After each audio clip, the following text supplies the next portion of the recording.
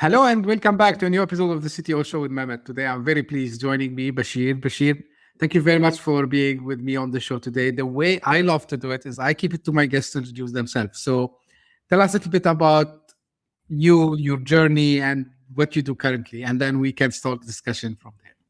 Sure. Thank you, Mehmet, for having me. And it's a great pleasure to be today here with you and connect with your audience. Let me start, as you said, by presenting myself. My name is Bechir. I'm originally Tunisian.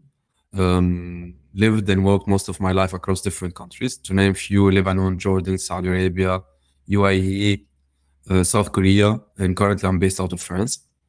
I'm a growth professional.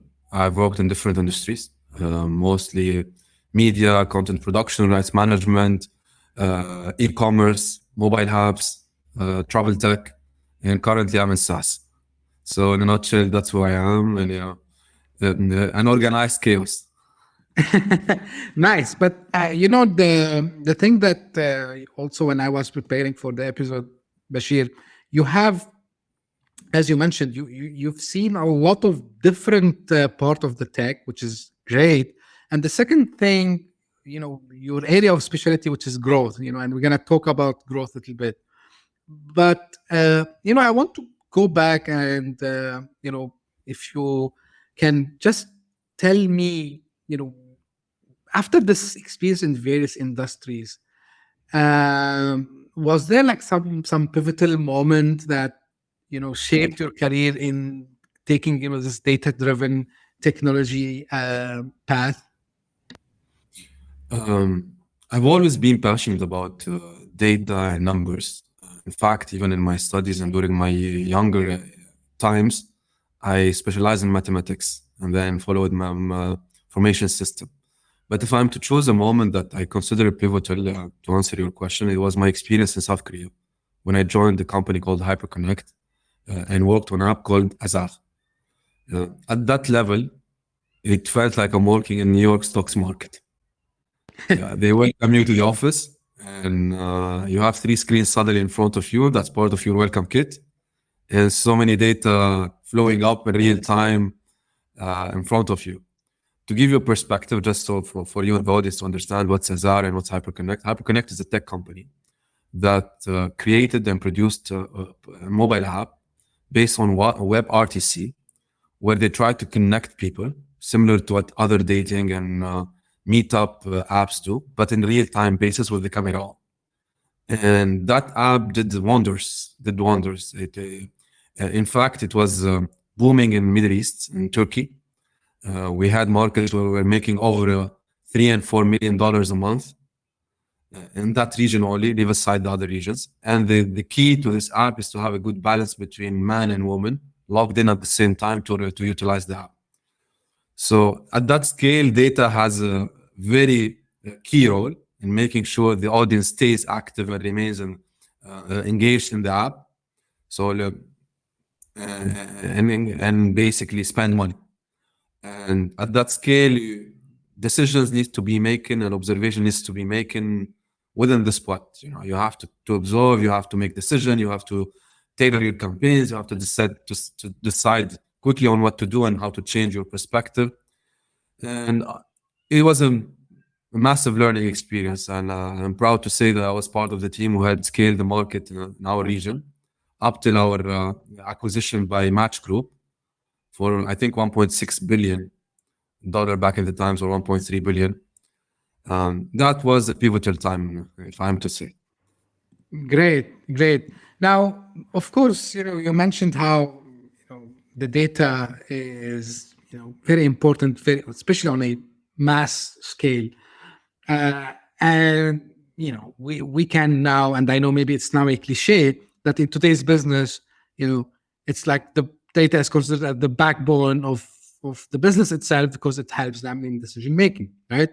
Now, saying this from your perspective, Bashir, like, what do you see companies still do as mistakes when interpreting their own data? And if really, they are using the data to the best leverage, I would say, to take really, right decisions.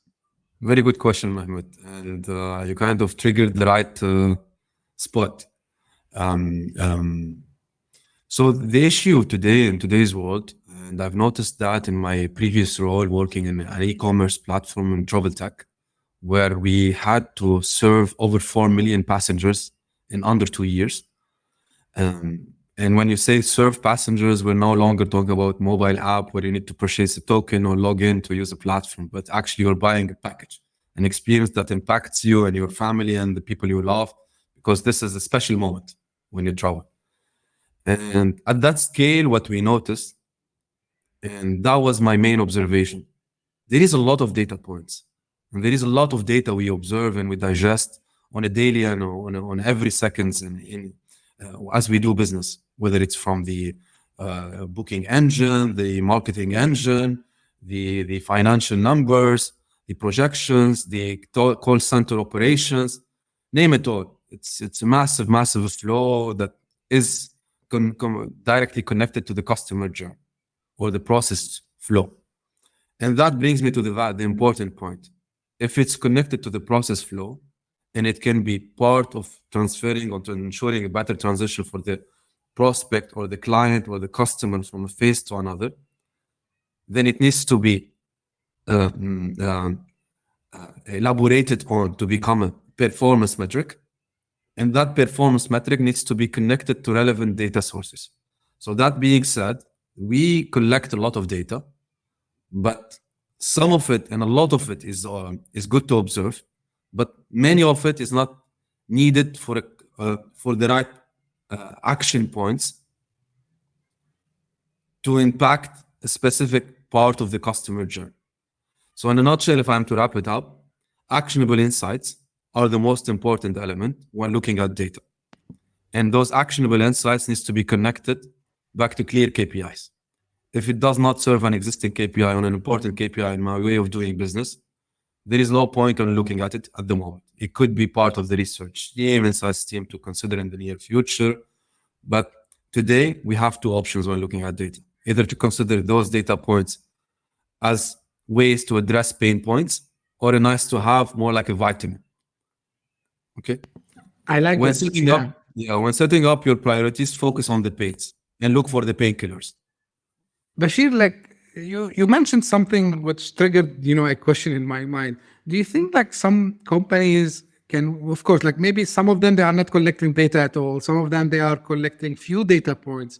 Do you think some of them, they are over collecting and over analyzing this data? Because you said like you should be able to, to kind of say which one is the painkiller and which one is the vitamin. This is very important. Now, do you think that some companies, they overwhelm themselves with a lot of data? I'll give you a straightforward answer. Today in my current role, I lead on the growth for a SaaS company. And our clientele is enterprise scale businesses, Fortune 1000, mostly in Europe and North America.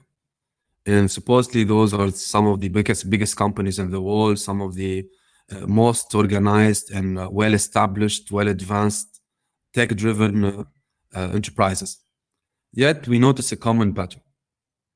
A lot of these organizations, whether it's large, small, or medium, tend to be overwhelmed and have an over appetite for collecting data. It's a very common practice, unfortunately, today in our current world, where the impact of that is not knowing where to look.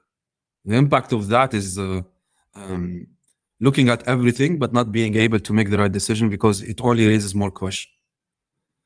And our recommendation always is to, if data is not aligned with your strategy, the way you treat data and the way you extract value out of it is not aligned with your strategy, then you will have so many actionable insights or so many feedbacks or reviews or insights that could not necessarily help you grow or scale.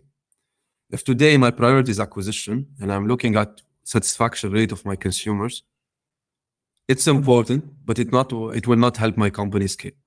If today I'm focusing on how much time clientele use or spend on specific website or a specific landing page, yet it's not impacting the conversion, then I'm looking in the wrong place.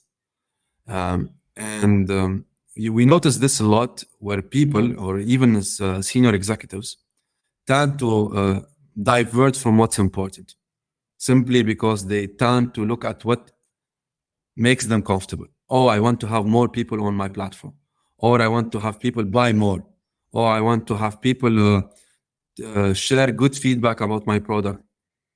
And those, we call them the surface elements. The surface elements are not our observation that needs to be backed up with more sophisticated questions that dive into the source of the problem and how that problem, if fixed, can impact my overall growth or performance, depending on what you need to look at, and put priority to that. To sum it up, my recommendation always is to focus on what serves your business and strategy for the upcoming period. Look at the numbers that feeds back to that, and do not get distracted by everything else, because you can easily be. Absolutely, Bechir. Now, because we talk here about two segments, and even on the show, I like to focus on these two segments. So, in the startup phase, if I get this right from you, Bechir, it's a phase where I need to acquire customers. So I should be focusing on the metrics to see how I'm acquiring these customers and converting them, right? So at some other stage, I'll start to look, maybe later stage, I already have an established install base and so on. So this is where I will start to see, okay, how customers are reacting to me, and are they happy with my product? Do I have churn happening? If I get it right from you, is it like the way I should be interpreting this? Because unfortunately, and you brought this very important point, Bechir, there are people who are everywhere. They are on social media, they are here and there, and they, keep talking about, these all metrics. They throw them in front of the founders and in front of the people who are usually responsible for the growth, and then I feel that they get it wrong. Am I right in my thinking? And is this what's happening? I think you pointed at the most common trap people fall for. So when we say growth or building strategy or scaling a company in the different phases, there are a lot of questions to be asked. And one of them, am I a B2B business or a B2C business? Right. Let's say we opted for B2C. And that reminds me of one of the companies I'm invested in. And I was a week ago telling them the same thing. It's not about acquisition, and it's not about buying, or it's not about registering. It's about setting up a vision. And when you have that vision, say for instance, my vision is ultimately I want to achieve the goal where I have X number of customers consuming X number of elements a month. Okay. I build the vision around it. Why would they do that? How I'm going to make sure that I am the one, not someone else? What could my customer journey or my acquisition journey look like? I basically, if you want us to dive a bit deeper, and here I'm taking a very specific example. When I run a campaign, my objective is not for you to buy. When I run a campaign, my objective for you is to come on my website, take a look at my brand. And then when I do that, my next objective is for you to register, to give me your email or phone number, so I can start tailoring an experience for you. And then post that, my objective is for you to consider my product. How do you consider my product? Maybe ask for a demo. Maybe call the call center. Maybe send an email inquiring about how it works. And then when we get to that point, I need to have a process, a drag and drop process on how I can, based on your persona, be prepared for you with a tailored answer. So for instance, if you reach out to my ops asking about a possible discount for you to try the product because you're very curious, but you think it's a bit expensive, I need to have a preset mechanism on how to give you the value you want. And as I do that, if you notice from a data collection perspective, it's no longer about acquisition. It's about 4 or 5 steps where I have to track different metrics and set a benchmark for each one of them and make sure I optimize each one of them. So ultimately, it leads me back to my final vision or goal at the current stage, which is having more acquisition. Absolutely.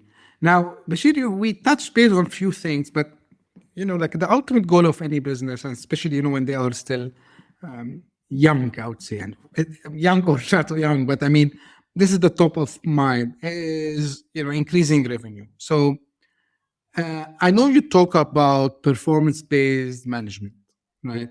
So what initiatives they can take to implement performance-based management, to see benefits out of it, and drive growth in, of course, annual revenues. And of course, because you mentioned you're in the SaaS space now, and actually everyone is going to the SaaS space, which is basically we need to increase the ARR, the annual recurring revenue. Correct. So your question is what we like to call a complex question. It's not a simple question, and You can open it. Yeah, and it comes with a few hidden sub questions, I would say. But to answer you in a very simplified way, for the sake of making it comprehensive to the audience, our enemy in the tech and in the startup ecosystem is always time. Everyone is rushing to get to the end goal, and that in many cases impacts the way we run our operations. Time is always our enemy, and it will always be. But there is a difference between being conscious of that and building our strategy to be performance driven and give things the right time and the right way to function as a cycle of different components interconnected that feeds back to each other's, versus creating a chaotic environment and rushing to make sure numbers flow. I've seen both. The second one works, but it's mostly a short-term thinking. And the minute capital is no longer available in the market of investment, you will start hitting a wall. Because then, in most of the cases, you're on the rush to raise more capital. You just need to show numbers, and your vision becomes how much more I can raise. But when the market slows down, you feel forced, and you know that the only option forward to build a sustainable business that can scale and can grow independently from the pressure of having to raise more funds is performance-driven culture. How do you build the performance-driven culture? The basics are very simple. You need to bring focus and expertise. So today, when you hire a team, focus on bringing focus to your team. Do not distract people. If I'm hiring you to look at one component of the business, that's your bread and butter. You focus there. I do not distract you with, why sales are not converted. You're a marketeer. Your job is to bring leads. This is your ICP. This is your performance indicators that you need to work for. This is your target numbers.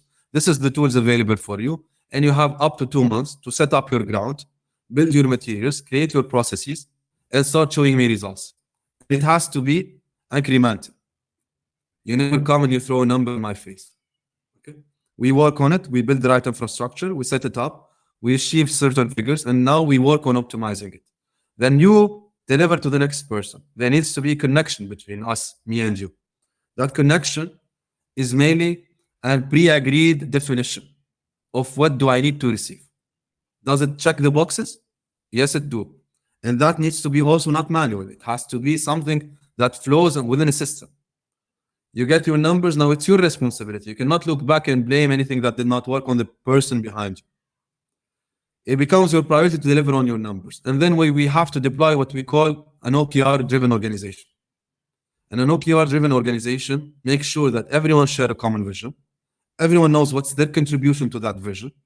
And everyone down to the most junior executives knows what they need to do and how that feeds back to the organization performance. That being said, to sum it up, if well established and well set up, if there is a pain or a malfunction somewhere, you can spot it immediately. You don't need to look around and question everything else. And that's the right way of building a performance-driven organization, because if you succeed in 60%, you will know how to protect that. If you fell in 40% behind, you will know what needs to be changed. Yeah. You mentioned something crucial, and I think, because you said before the time, right? The time is the most precious resource, which is Usually they don't have enough time. Now, I've seen this a lot recently where now, if they get the funding and they know they have the clock start to tick, so they have between 12 to 18 months, right, to either go to the next step or rush again to raise another round. And at the time of this recording, we are in April 2024. Things are going up and down sometimes. So now, in such situations, Bechir, when maybe the founders, and I repeat this also outside of the podcast as well. So when the market in such, I would not say in trouble, but maybe the funds are not very much available. The same levels that were in 2021 maybe and 2022. So what's the best approach, to have this equilibrium between growth and, at the same time, always having an eye on not, having the burn rate going really in a crazy way? So I'll be very frank and say it in a very honest and transparent way. Sure. Most of the founders, when they raise capital, they look to scale fast and they burn cash at a high speed with the aim of not delivering sustainable business, but rather on delivering specific metrics at no matter what cost, just so they're prepared for the next round. Okay. The best approach, which have been proven to be the most adequate one, is what we're living today in the current economy. It's as simple as you raise capital, you need to grow, but you need to make sure that it is a balanced growth. So you reach a point where your business grow at a positive cash flow equation. So for instance, today, I am in a business that raised 10 million. I want to take my ARR to 20 million in the next 2 years. I need to do it in a how can I say it, in an efficient way, where I do not burn this capital, add more cost to my headcount or my capex that is more than what I can make. It has to be cash flow positive. If it's cash flow positive, then you have a sustainable business that's even more attractive to investors in the current economy. Right. And this is why what I'm seeing from my perspective, and I'm here in Dubai, you're in Paris today, Bechir, and I know you cover also the Middle East market. So the thing that I've noticed, because I spoke to founders also, the ones who are really doing well, the ones who exactly are following what you mentioned. So even if sometimes, by the way, they are not raising capital at all, because they say, I know that I cannot scale the business even if I get funding now. So I prefer to grow slowly. I'm fine with even single digit numbers, right? But as long as, I have this sustainability in this, keep getting the revenue and getting the install base. Or they are saying, okay, so we have the round that we raised. Let's say there is a seed round or maybe a Series A round. And they say, okay, you know what?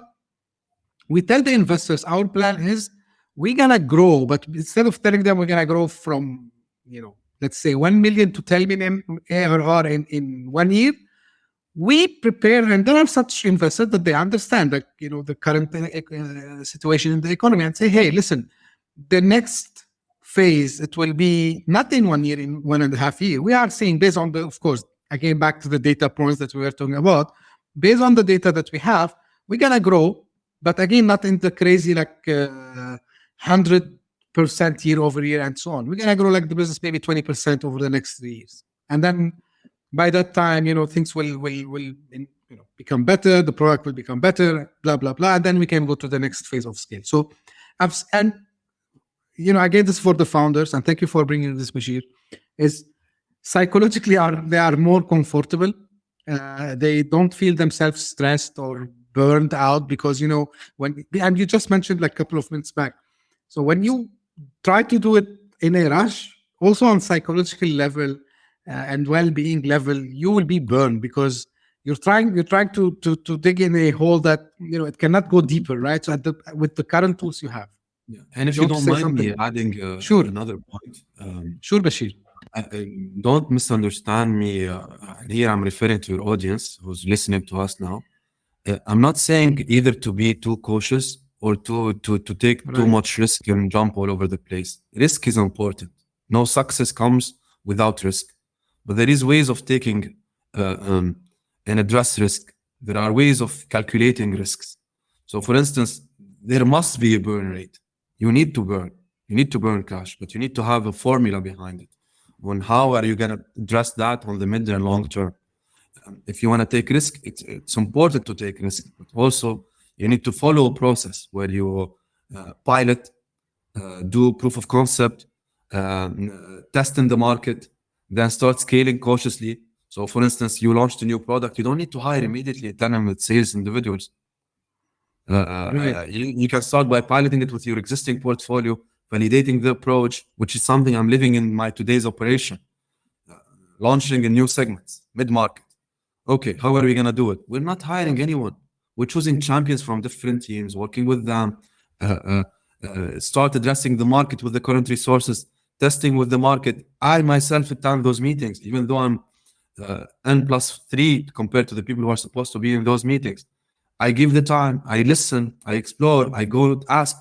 So I pivot myself, I assess the opportunity, I validate my logic, I amend what needs to be amended, I prove that this is functional, and then I treat it not as a core business. Okay, this is an investment we're going to do.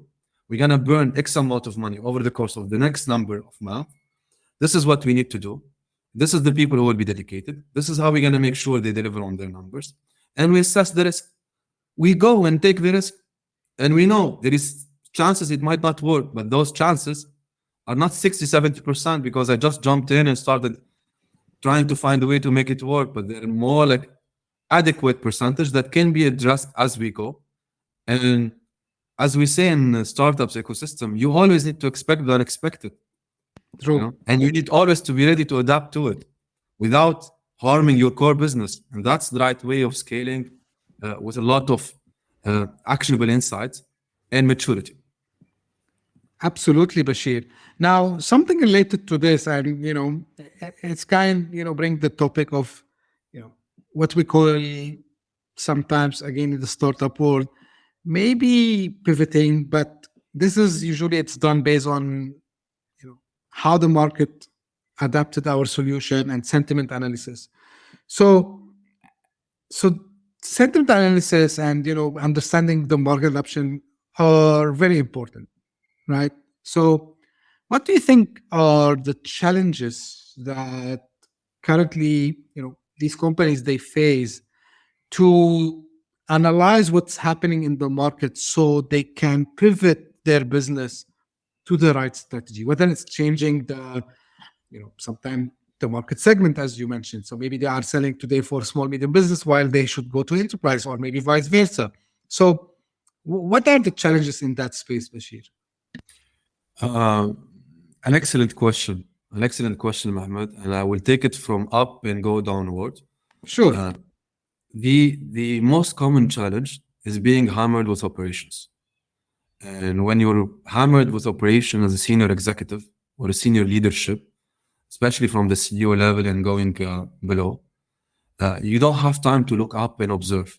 You don't have time to breathe. And I tell that to some of my colleagues at my scale and even up. 80% of your time, the more senior you become, needs to be dedicated to looking around, whether internally to observe what's going on, connect with the people, understand where you can bring value, or looking around you and spot opportunities. 20% is actual work. It's actually emails being sent or documents needs to be produced. But the more senior you need to go, the more you need to look up and forward and around you. And that's the most common mistake a lot of startups and founders and senior executives falls for. They focus a lot on keeping the business going and alive, and they get hammered and they get exhausted doing operations that they never look at what's coming around them. And we have a saying in the we as Muslims, and I like to quote it when in such conversations.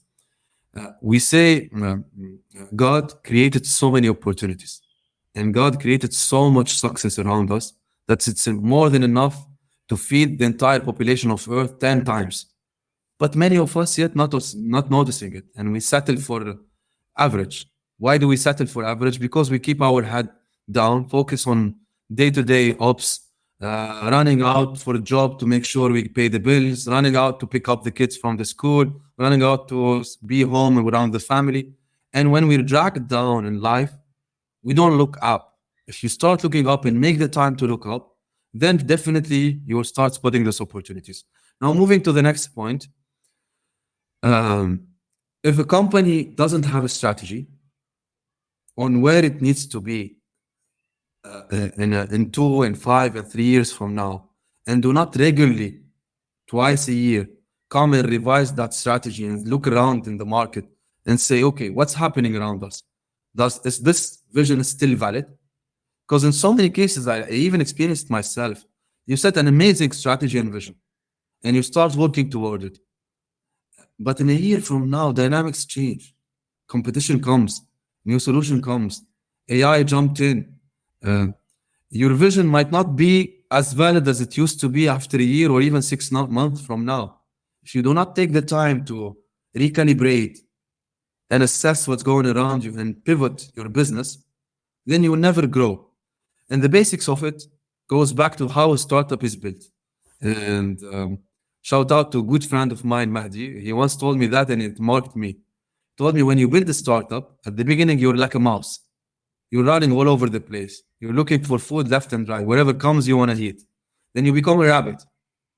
You know you like carrots, you know you like lettuce, and you know you like a couple of other things, and you know where you're going. The more you scale, you become like a gazelle. You know what you need, and you go for it, and you're straight, fast, and sharp. And that's Apple. But the more you grow and the more slow you get, you become what we call the worst phase, an elephant. You barely move. It becomes so slow to move your legs around. The point here is how fast can we jump from a phase to another to become a gazelle and reborn ourselves, reproduce ourselves to remain always a gazelle. And if there is a school we need to all observe, it's mainly Toyota and the automotive and Apple and the electronics. Those are schools where they continue to renovate themselves, to remain always relevant, and to always remain as a young organization that's focused and know who's their ICP and go for it.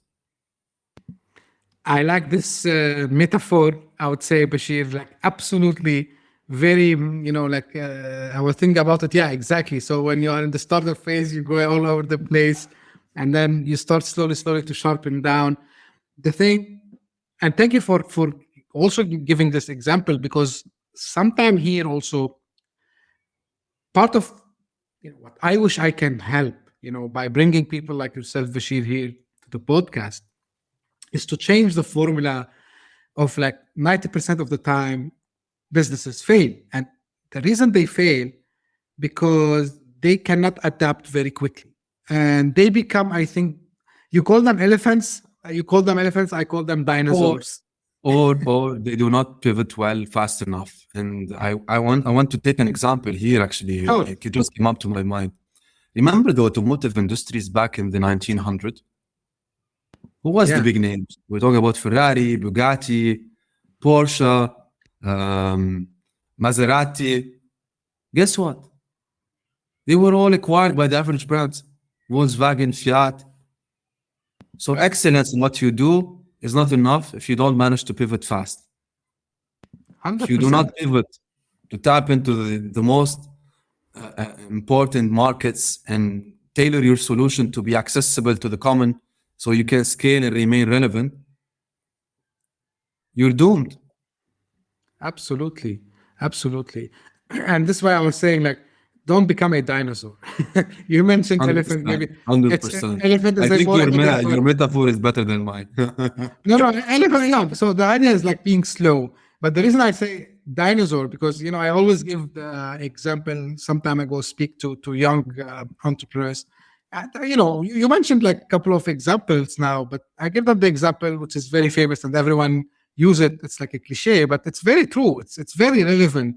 The example of Nokia and the smartphone, or the example of blockbusters and Netflix, and this is also related to ego and many things. So absolutely on this one, Bashir, because the pivoting is, I think, one of the, in my opinion, underrated thing that they need to acquire very quickly as founders. Because if you don't pivot quick enough, you're going to hit the wall, as we say. You have no other choice, because you keep repeating the same thing again and again and not seeing the result, as the famous Einstein things comes in. You become insane because you're trying to do the same thing again and again. You don't want to pivot.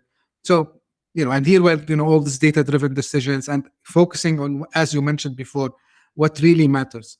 Now, I want to shift to a little bit something different, and this is relevant maybe more. Actually, it's globally relevant, but I try also to talk about it to local, startups here. Local startup. When I say local startups, not only in the Middle East area, they could be in Europe, they could be in Southeast Asia, and so on. So the thing is, when you want to scale, that means you want to go after different markets, and let's accept it. So when you build for your market, and then you need to start going outside. And yourself, Bashir, you've successfully led market expansions in Europe, Southeast Asia, and in the Middle East. So, of course, you can go, I know, maybe hours and hours, but on a high level, what do you think is crucial to succeed in having this diversification in market expansion? Thank you for the question. It's a complex one to answer. Again, being able to cover most of the needed Sure. elements, I can outline a few that comes out quickly in my mind. For instance, in your DNA as an organization, innovation needs to be there. If innovation is not part of your DNA, where people are encouraged to tap into new opportunities, and where they feel that bringing something new to the organization can be rewarding and is highly respected within the organization, a lot of those people will come up with most brilliant ideas, or will have ways of doing the most brilliant expansions, yet they will not find the courage or treat it as a priority simply because it's not part of the organization DNA. So first things first, innovation never comes only from the founder. It comes from the people around you, your team, your different resources, no matter what's their involvement and no matter what their role is. And that culture of innovation needs to be praised. That being said, we move to the second point. Pivoting or expanding is a generic term. It doesn't mean markets or regions only. It could mean new verticals. It could mean new type of businesses. So for instance, if I cover enterprise, maybe there is room for me to tap into mid-market. Maybe there is room for me to deploy my product to be a fit for small businesses. If I cover direct B2C, direct to consumer products, maybe there is way for me to innovate or adapt my product to tap into a different ICP or a persona. And we see it with some of our clients, for instance, home appliances. Some of the premium products, they consider now using the leftovers or the unsold products to tap into the mid-class or economic buyers class, and they adapt their offering for that market. And that's a segment, once piloted and tested, proved to be a relevant market that could be easily expanded to. And here I take the example of Apple and how they decided to tap into a new personas by creating a cheaper version eventually, because they saw there is a good opportunity in the aftermarket where people are buying the second-hand old iPhones, even though they're outdated, because people wanted that experience. When it comes to verticals, for example, today my solution works for the specific community or specific type of industry, but there is room for me to expand. If I put the right effort into research and innovation, that too, no matter what it is, could be adapted to a new industry. Or for example, when it comes to expanding to a different region, for instance, in my previous role, we wanted to expand in Southeast Asia. We know that there is room for us to expand in that market, but we didn't know what's the dynamic of that market. Here, the idea when you come and you start once to pivot to expand a new market, you do not throw your product out there, run the same things the same way, and expect to get the same result. You need to go, you need to dive deep. I recall 2 years ago, I went and I spent almost 3 weeks in Pakistan. I traveled around Karachi, Lahore, Islamabad, met over 800 potential prospects. We even hosted events. We even went on TV. We did some coverage explaining that we're coming to this market just to get a sense of the market and open a conversation with small companies, mid-sized companies, to listen to them and to see what they expect from us. It took me 2-3 weeks after that, when I came back to my base in Dubai, adapted my product and my solution. I had a new offering that fed back to that ecosystem. And 3 months later, Pakistan became my third largest market.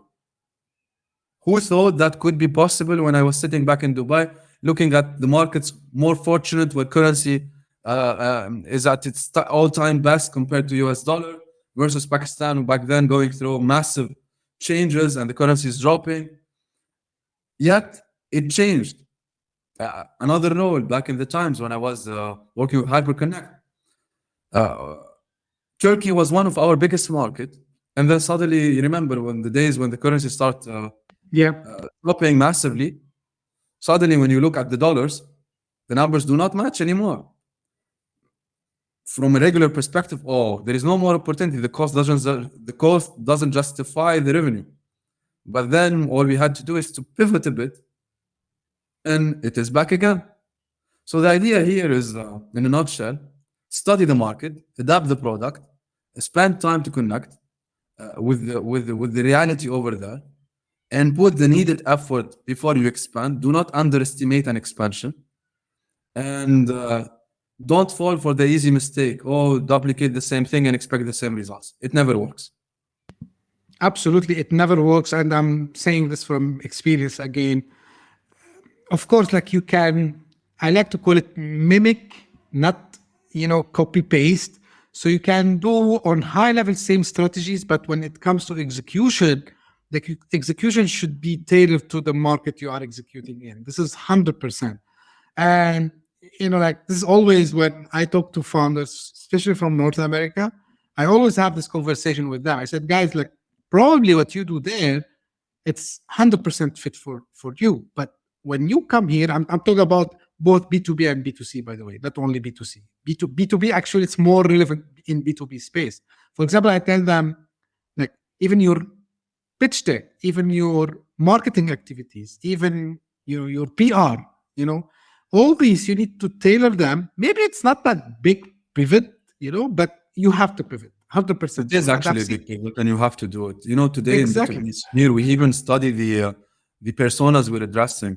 We study their character, their disc type. Are they dominant? Are they influential? Are they steady? Are they calculative? And we study that. So we adapt the entire proposition to be adequate to that person I'm speaking to. 100%. And that on a scale of a large enterprise, we focus on the persona. Imagine how important it is to pivot and to tailor your offering to the people you're addressing. It's a people business. If you do not speak the people language and understand them, and you tailor to them, and you put the effort to understand their reality, their ecosystem, their market, their demands, their needs, the way they look at things, what's their drivers, you will not be able to scale. Even if you sell, your success ratio will remain always under the average.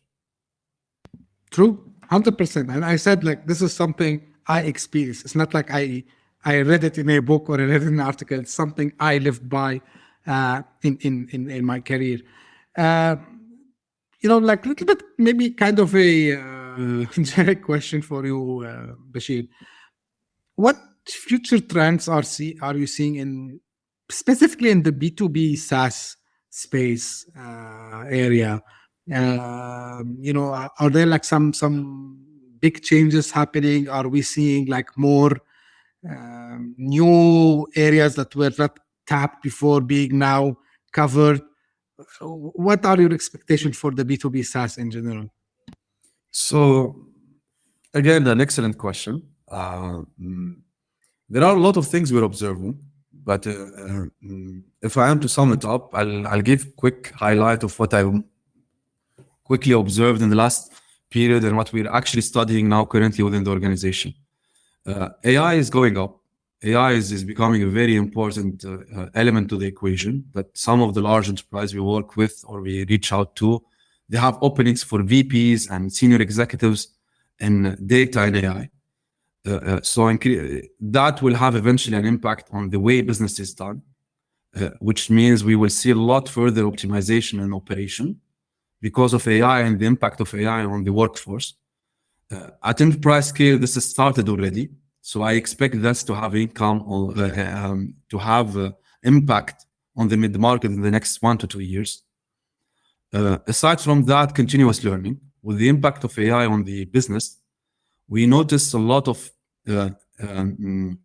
trend among people in the executives, whether in the B2B ecosystem or in the market in general, to podcast.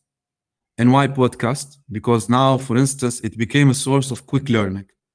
People want to get insights and learn on the go without having to enroll for a course and be stuck behind a screen for 3-4 days.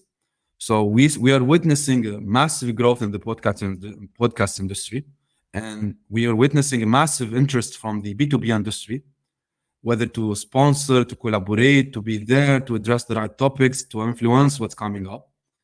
And aside from that, also, we see a massive impact for voice of customer. And that being said, if I want to elaborate in a bit, people now longer buy the same way. People now look for a star rating. People look for recommendation. People do read reviews. People spend time assessing the different options before they make a call. And I think that is a combination of 2 factors. One, people are now more cautious about their spending, considering the current ecosystem, economies. And 2, people are seeking quality. People are seeking validation. People are seeking validation from other consumers to be sure that this is trustworthy. And that being said, it presents a big opportunity. It means customers' loyalty is no longer the same. I'm a customer of Gillette or wherever brand it is. I no longer buy without putting effort into looking around and seeing if there is something better in the market. And that is challenging a lot of the brands we work with into constantly paying attention to what the customer are saying, enhance their marketing strategy, enhance their product offering, and work towards that direction. And I think this is in a nutshell what I can tell as an observation on a quick, brief answer. That's very much insightful, and I agree with all what you mentioned, Bechir, specifically because, being a podcaster, so also you start to spot these the same thing that you just mentioned. And of course, podcasting is on the rise, AI is on the rise. What I'm interested most in is to see how, and we just, I think a couple of weeks back, we released an episode talking about exactly how customers are buying now, to your point, and how the behavior of and even in the B2B space, like back in the days, you'd think like, okay, they would go to the internet, read reviews only if it's a B2C product, but actually it's also happening in the B2B space and a faster pace. So all these insights that you gave are 100% there, Bechir. Now, as a final, we reach almost to the end of the episode today, Bechir. 2 things from your side. Any final advice you want to give to fellow, tech leaders, entrepreneurs, founders, and where people can find more about you and interact with you? Sure. Thank you for taking the time to have this call with me. And thank you for giving me the opportunity to be part of your podcast and address your audience. If I am to give one advice at the current situation and what I'm observing in the market around me with everything happening in the investment ecosystem. Be process driven and be resilient and focus on optimizing your operations so you are cash flow positive as soon as possible. When it comes to engaging with me, you're more welcome to drop me a line on LinkedIn. My profile is Bechir Omran, and I'm more than happy to have other conversation with anyone from your audience and maybe take this forward in a different manners. Thank you so much for taking the time to have me, Mehmet. I really appreciate your time, and it was really a pleasant conversation. My pleasure, Bashir. And again, thank you for all the valuable insights, information, and experience that you shared with us today. Really appreciate that.